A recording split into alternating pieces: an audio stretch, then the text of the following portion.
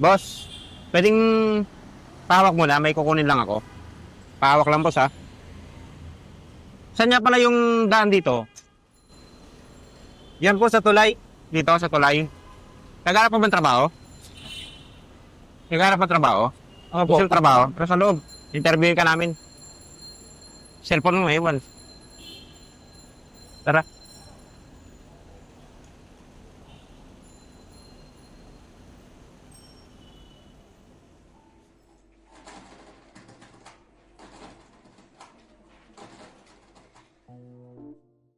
Taga saan ka nga pala? Saan nga pala yung daan papunta niya sa palengke? Diyan po sa tulay.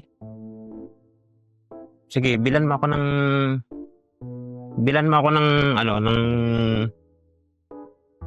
ng pang-ulam mamaya. Total, tanggap ka naman na sa trabaho.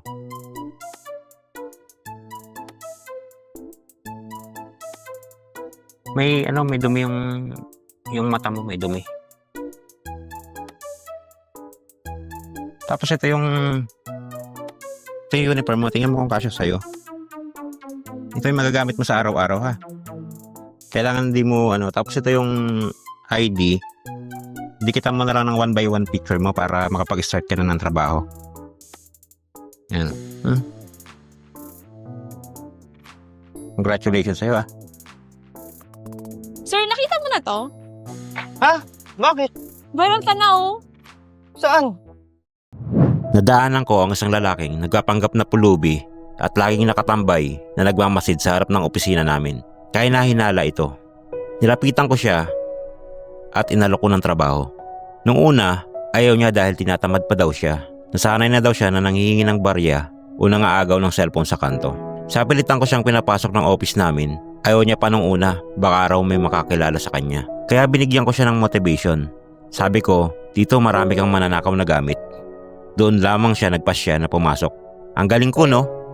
Tinanong ko kung saan ang pwestuhan niya pagkakanana siya. Diyan po sa tulay. Inabutan ko siya ng pambisyo niya sa maliit na halaga. At dito na siya umiyak. Binigyan ko siya ng damit na masusuot.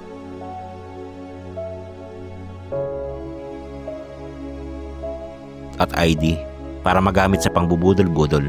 Pag pinagbenta ko na sila ng libreng sabon kapag bumili ka nito. Napakabait ko talaga. Pakishare po nito kung ikaw ay na-inspire para marami pa akong matulungan na maging sindikato.